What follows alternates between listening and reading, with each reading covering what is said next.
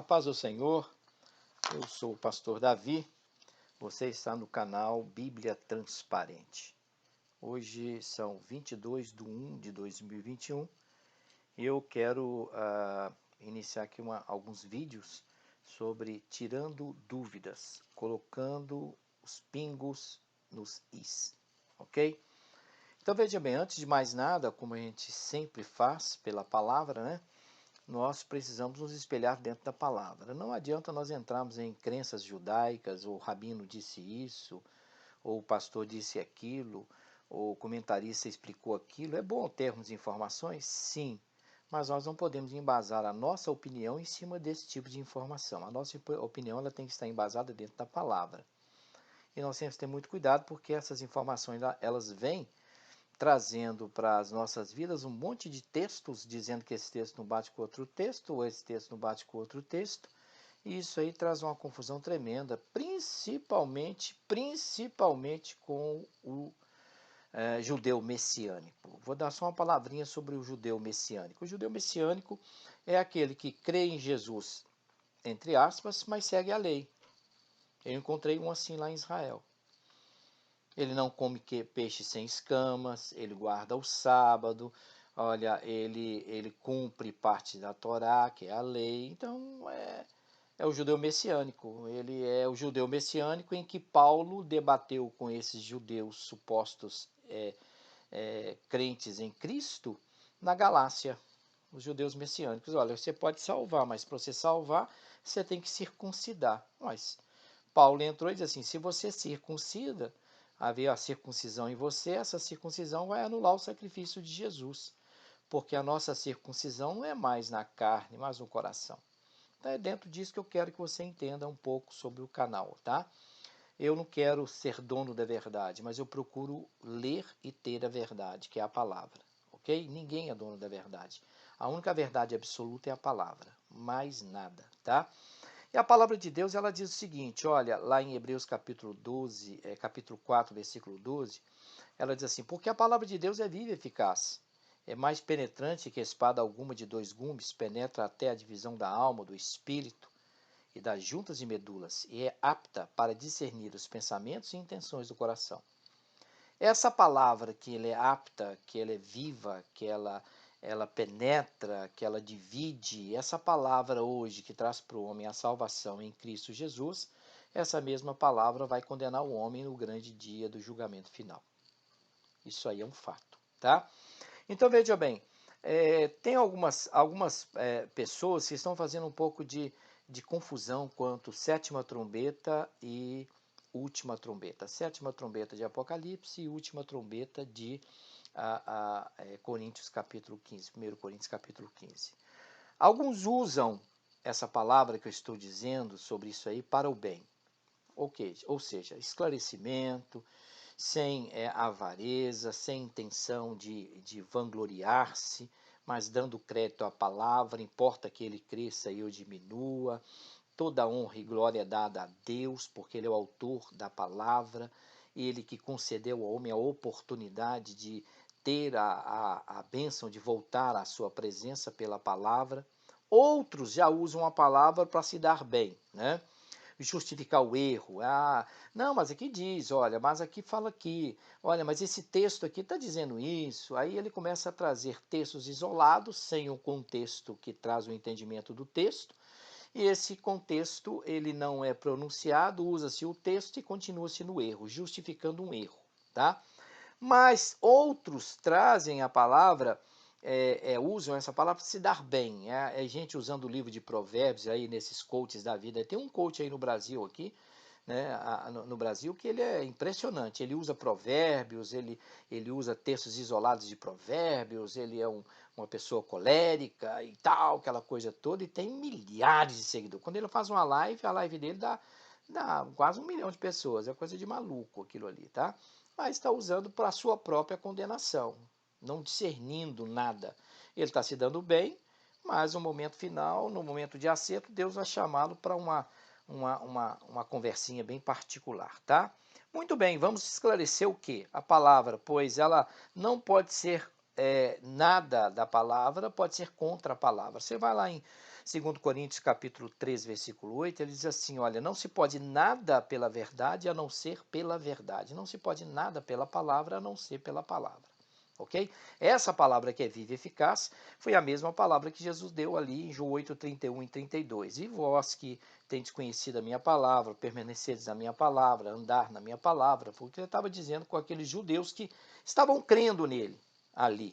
Ele diz assim, fazendo isso, vocês conhecerão a verdade, e a verdade vai vos libertar dessa tradição judaica, ou religiosa, ou pagã, ou tradição presbiteriana, batista, assembleana, esse monte de tradição que o homem inventou aí com essas liturgias que não levam a nada, são coisas que não conduzem o homem a lugar algum, roda em círculos sem entendimento, e quando vem algum tipo de problema ou dificuldade, sabe o que acontece? Ele perde o rumo, a direção, não sabe para onde vai.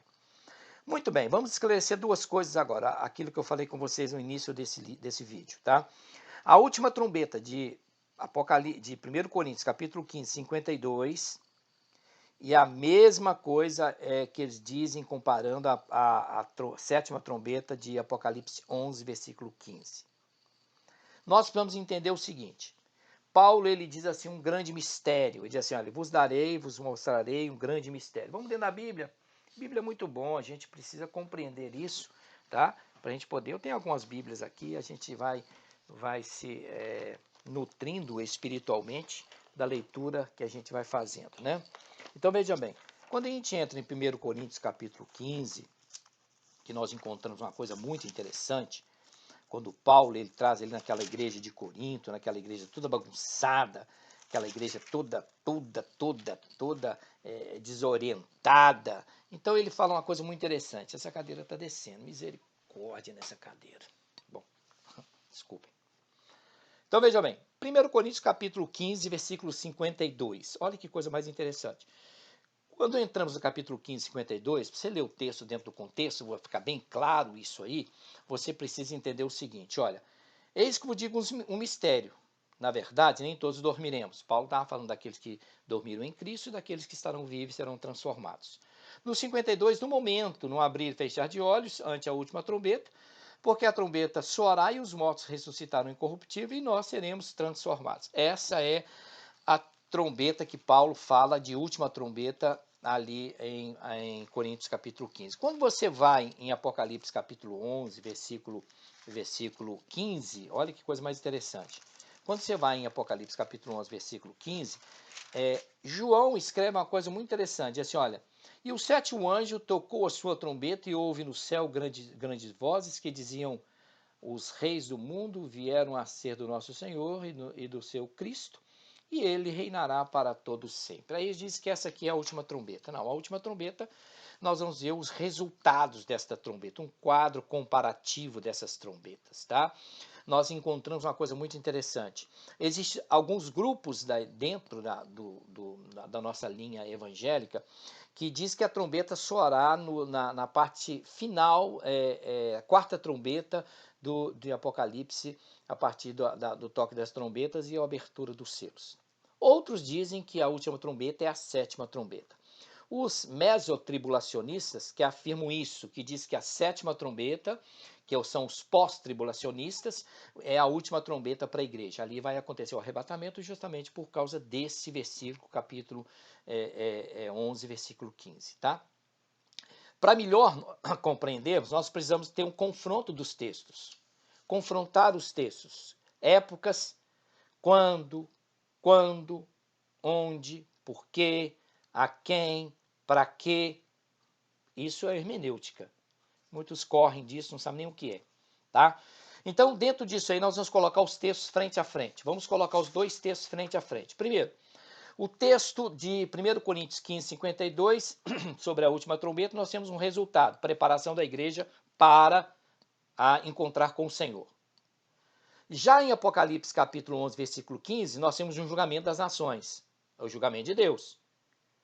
Os selos já foram abertos, as flagelos já vieram, e as trombetas já soaram, e ali, na sétima trombeta, inicia o julgamento de Deus, porque virão as taças, a ira de Deus, tá ok?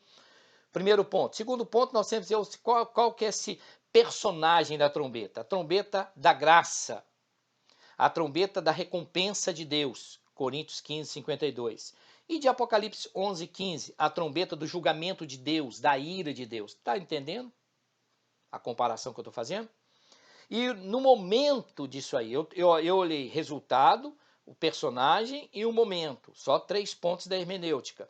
Então veja bem, em Coríntios 15, 52, essa última trombeta sinaliza o fechamento da vida da igreja na terra. Vai acabar, é o arrebatamento da igreja, a conclusão final, é a recompensa, é o estar nos braços do Senhor, é o seio de Abraão, é entrar na presença de Deus, é receber a bênção da recompensa da coroa da vida, entrarmos nas bodas do Cordeiro e tudo isso aí. Essa é a trombeta de 15, 52, 1 Coríntios. Já em Apocalipse 11, 15, essa trombeta, essa sétima trombeta, marca o clímax na progressão dos julgamentos da grande tribulação. Olha que coisa interessante. Está dando para entender?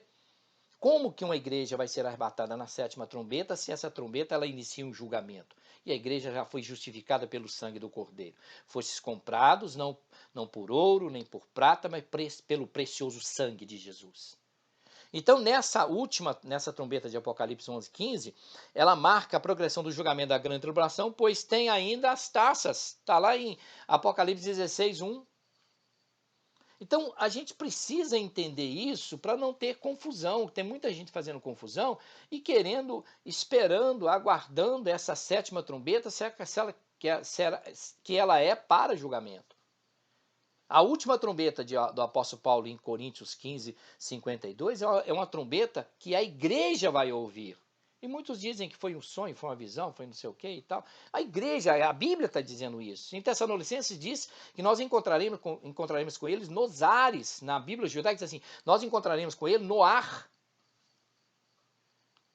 Então vejam bem, dentro desse quadro comparativo, depois desse quadro comparativo que nós entendemos, vemos que essas diferenças significativas tornam evidente que a trombeta de Coríntios 15, 52 não é a mesma de Apocalipse 11, 15. Deu para entender? Então a trombeta de Coríntios 15, 52, ela não é a mesma de Apocalipse 11, 15. Fica aqui esse esclarecimento, colocando os pingos nos is, que Deus te abençoe. Vamos aguardar que Deus tem o melhor para as nossas vidas. Ser firme, constante, abundante, sabendo que o seu trabalho não é vão porque você trabalha para Deus. 1 Coríntios 15, capítulo 15, versículo 58. Deus te abençoe.